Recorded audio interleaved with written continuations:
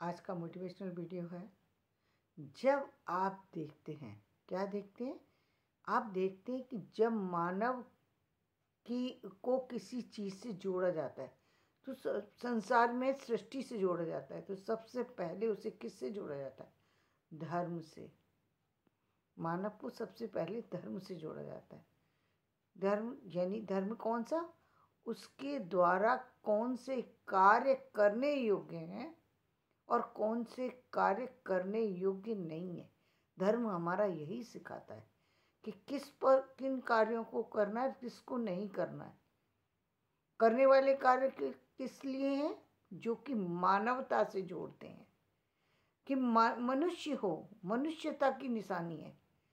और ना करने वाले काम कौन से हैं? जो राक्षसों की निशानी है, जो जो जो मनुष्यता विहीन बनाते हैं मनुष्य को। वो जो है वो सारे अधर्म के कार्य हैं।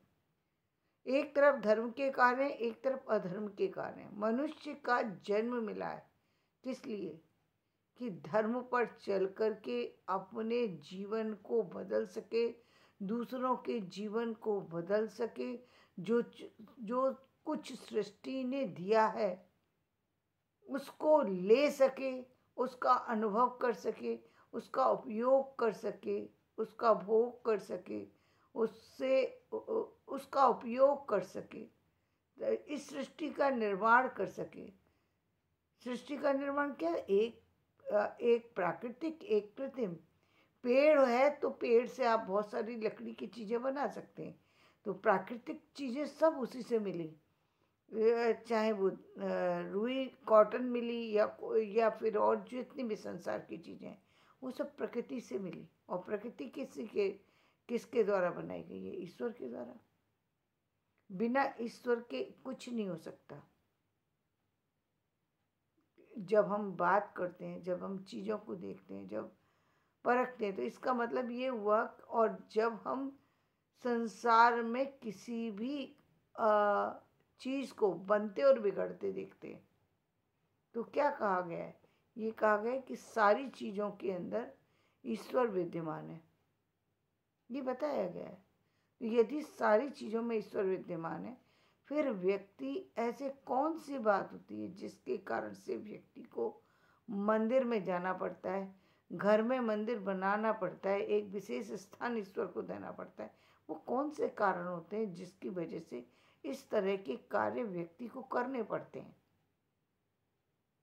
क्यों व्यक्ति को इस सांसारिक चीज़ों में बांधा गया, सांसारिक विधानों में बांधा गया सृष्टि को चलाने के लिए? सृष्टि यदि चलेगी नहीं, यदि हर व्यक्ति हर कार्य को करने लगे, तो सृष्टि में क्या हो जाएगा? सारी चीज़ों का विध्वंस हो जाएगा, क्योंकि हर व्यक्ति हर कार्य को कर नहीं सकता। जब एक छोटे से कार्य को करने के लिए, एक छोटे से घर को चलाने के लिए घर के अंदर 4 सदस्य हों, तो हम हर कार्य को हर किसी को नहीं करने देते। एक व्यक्ति उसमें आर्थिक स्थितियों को संभाल सकता है, दूसरा जो है दूसरे किसी काम को संभाल सकता है, तीसरा किसी और काम को संभाल सकता है, चौथा किसी और काम को संभाल सकता है। हम एक घर के अंदर भी सारे काम एक व्यक्ति के ऊपर नहीं डालते हैं तो क्या होता है? उसका परिणाम ये होता है कि घर बिखर जाता है। आप देख सकते हैं, या तो किसी और का उसको सहारा मिले या फिर खुद परिवार वालों का सहारा मिले तो परिवार चलेगा। यदि एक भी परिवार का एक भी सदस्य और वो किसी तरीके से जुड़ा हुआ नहीं है, यानी परिवार से अलग है, तो परिवार बिखर जाएगा, रहेगा नहीं। तो ये परिवार की जो रचना की गई, किस लिए? सृष्टि के निर्माण के लिए। सृष्टि के निर्माण के लिए, चीज़ों के निर्माण के लिए, किसी भी चीज़ के निर्माण के लिए हर व्यक्ति को हर कार्य को नहीं सौंपा गया। इसीलिए धर्म बनाया गया कि भाई तुम्हारा ये काम है, दूसरे का दूसरा काम है। कामों से जोड़ दिया उसको, व्यक्ति को उसके माध्यम से उसको बुलाया जाने लगा, पद विशेष से जोड़ दिया गया, ताकि जीवन में व्यक्ति अपने पद के अनुरूप कार्य करके चीज़ों को संभाल सके। एक संभालने वाला है, एक करने वाला है। काम तो वही है, चीज़ें तो वही हैं, लेकिन बहुत ज़रूरी है व्यक्ति को मनुष्यता का धर्म निभाना, क्योंकि सिर्फ यही एक जीवन में ऐसी चीज़ है कि जहाँ इसका उपयोग कर ले यदि व्यक्ति, मनुष्य का जन्म मिल जाना ही अपने आप में बड़ी बात है। बाकी सारी चीज़ें तो और चीज़ों से जुड़ी हैं। जब हम देखते हैं, चाहे हम पुराने ग्रंथों को देखें या हम आधुनिक चीज़ों को देखें, सत्य पता लगता है कि व्यक्ति की जो चीज़ें हैं वो कहीं ना कहीं कर्म से रिलेट कर रही हैं, चीज़ों से रिलेट कर रही हैं, व्यवहार से रिलेट कर रही हैं। व्यक्ति अपनी तरीके के लोगों में रहना पसंद करेगा, अपनी तरीके के विचार रखना पसंद करेगा, अपनी तरीके की उसमें प्रवृत्ति होगी। वो कई कार्यों को बहुत अच्छे से कर सकता है, कुछ नवीनता ला सकता है, कुछ नया कर सकता है। ये सब क्या है? ये सब जो है उसको प्रकृति प्रदत्त एक उपहार है जिसका कि उसको उपयोग करना चाहिए। लेकिन होता क्या है, व्यक्ति संसार में आने के बाद भटक जाता है, विभिन्न कार्यों में, ऐसे कार्यों में चला जाता है जहाँ पर जाकर के वो सबसे पहले वो अपने तन का विनाश करता है, मन का विनाश करता है, भावनाओं का विनाश करता है। फिर वो परिवार और सारी चीज़ों को नष्ट ही करता चला जाता है, क्योंकि वो अपनी एक प्रवृत्ति को नहीं छोड़ना चाहता। कौन सी प्रवृत्ति? जो कि उसके अंदर गलत प्रवृत्ति, किसी भी तरह की गलत प्रवृत्ति, कोई ना कोई गलत प्रवृत्ति, जिसके कारण से व्यक्ति पतन की तरफ बढ़ना शुरू हो जाता है। और एक व्यक्ति सिर्फ एक अच्छी आदत की वजह से बदलता चला जाता है। ये गीता यही उपदेश देती है। पूरी गीता को पढ़िए, गीता सिर्फ धर्म का ही उपदेश दे रही है कि धर्म को, और धर्म में जो जुड़ता है धर्म से, वही व्यक्ति जीवन में गति को प्राप्त करता है। और जितने भी जो भी चीज़ हैं, जिस भी रूप में तुम चाहो मुझे भज सकते हो। तो जिस रूप में क्या मतलब है?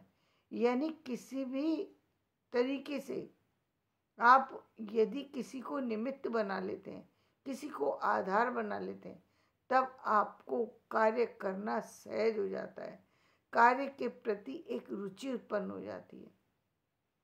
व्यक्ति एक सृजन की तरफ चल पड़ता है। जब वो जुड़ जाता है चीज़ों से तो कार्य करता है। जब वो अपनी उपयोगिता समझता है तो उपयोगी कार्य को भी करता है। तभी वो उपयोगी चीज़ों को भी चुनता है। चुनने पे संसार में इतनी चीज़ें हैं। एक व्यक्ति जो है वो शिक्षक बनना चाहता है, दूसरा कलाकार बनना चाहता है। तो यहाँ पर जो प्रवृत्ति है, या तो उसके माता पिता के द्वारा चुनी गई है उसकी वो प्रवृत्ति।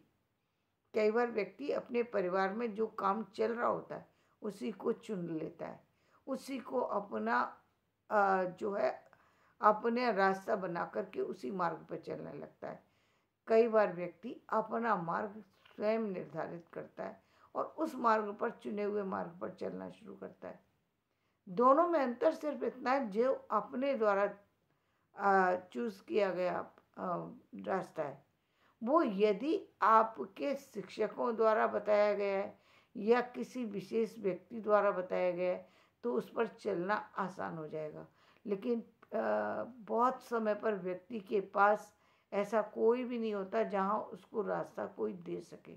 तो वहाँ पर समय और शक्ति दोनों में व्यक्ति को जो है बहुत ज़्यादा धैर्य रखने की आवश्यकता होती है। यदि वो ऐसा कर ले तो निश्चित रूप से जीवन के बहुत से जो कार्य हैं वो जो है उनमें उसका जो करना है वो सहज हो जाएगा और वो उन कार्यों में जो सफलता मिलनी चाहिए उन सफलताओं को आसानी से पा लेगा। और ये आप देख भी रहे हैं जीवन में आज जो हम देख रहे हैं और पहले समय में जब हम देखते हैं तो पहले समय में एक तो शिक्षा का जो तरीका था वो अलग था, और एक जो शिक्षण शैली थी वो अलग थी। शिक्षा का तरीका अलग क्या था, जैसे हम गुरुकुल में की शिक्षा की बात करते हैं, जैसे हम शास्त्रों की शिक्षा की बात करते हैं, जैसे हम शस्त्रों की शिक्षा की बात करते हैं, यानी शस्त्र चलाना सिखाते थे। किसी राजा के लिए ग्रंथों का अध्ययन करना महत्वपूर्ण हो या ना हो, लेकिन शस्त्र कला का जानना बहुत आवश्यक मानते थे। जबकि सत्य क्या है? सत्य ये है कि किसी भी व्यक्ति को राजा बनने से पहले शस्त्र ज्ञान नहीं, शास्त्र का ज्ञान होना चाहिए, क्योंकि शास्त्र से सब कुछ चलता है, शस्त्र से नहीं। शास्त्र का मतलब ज्ञान से, और ज्ञान किसको प्राप्त होगा? जो धर्म पर चलेगा, यानी एक नियत समय पर एक सिस्टमैटिक वे पर चलेगा। धर्म पूरी तरह से सिस्टम से ही जोड़ता है। धर्म कहीं आपको सिस्टम से हटाएगा नहीं, और अधर्म आपको कभी सिस्टम में चलने को नहीं कहेगा। आप चाहे कुछ भी है, यदि धर्म पर चल रहे हैं, यदि सिस्टम में चल रहे हैं, तो आपके जीवन में कहीं भी कुछ भी गलत नहीं हो सकता। आपके जीवन में जो भी बदलाव आएंगे वो आपकी बेहतरी के लिए होंगे। और यदि आप सिस्टम से नहीं चल रहे, यदि आप धर्म से नहीं चल रहे, तो आपके जीवन में जो भी बदलाव आएंगे वो भी आपके नुकसान के लिए ही आएंगे। इसलिए बहुत ज़रूरी है कि आप धर्म से जुड़ें, सिस्टम से जुड़ें। और यही हम बार बार कहते हैं, जो सनातन धर्म की बात है, सनातन यही है। सनातन जो सत्य है, सनातन है, यानी हमेशा से रहने वाला है। सनातन क्या है? धर्म। धर्म हमेशा से सनातन है, कि धर्म के कारण ही इस दुनिया में ये पूरा संसार चल रहा है।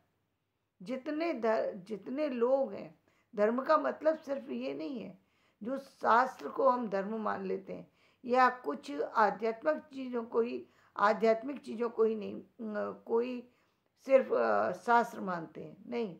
ज्ञान से भी शास्त्र का संबंध है। जितना भी ज्ञान है संसार के अंदर, वो सब जो है ज्ञान जो है वो शास्त्र से ही जुड़ा हुआ है। यानी ज्ञान जो है वो शिक्षा का ही आधार है, और शिक्षा जो है वो शास्त्र का हिस्सा है। अब उसमें पहले जो शिक्षा थी उसको मानने के जो तरीके थे वो अलग थे। उनकी जो चीज़ें थी वो शिक्षा के जिस तरीके से अब आज जो हम देख रहे हैं, आज एक एक चीज़ के बहुत सारे से विभाग हम देख सकते हैं। जब हम बात करते हैं यूनिवर्सिटी की बात, हम जब करते हैं यूनिवर्सिटी के अंदर विभाग देखते हैं, वही हम जैसे केवल एक सामान्य शब्दों में हम फिजिक्स, केमिस्ट्री और बायो कह देते हैं, लेकिन जब हम और इससे डिटेल में चले जाएं तो इसके इसी चीज़ के बहुत सारे से अन्य विभाग, एक ही विभाग में चले जाइए, बायो में चले जाइए, उसमें बहुत सारी सी चीज़ें आपको अलग अलग मिल जाएंगी। इसीलिए कहा गया है, और ये सब ज्ञान से ही जुड़ा हुआ है, ये शास्त्र से जुड़ा हुआ है, ये शास्त्र का ही हिस्सा है। चाहे वो चिकित्सा हो, चाहे वो कोई और चीज़ हो, ये सब शास्त्र का ही अंग है। विज्ञान भी शास्त्र का अंग है अलग तरीके से।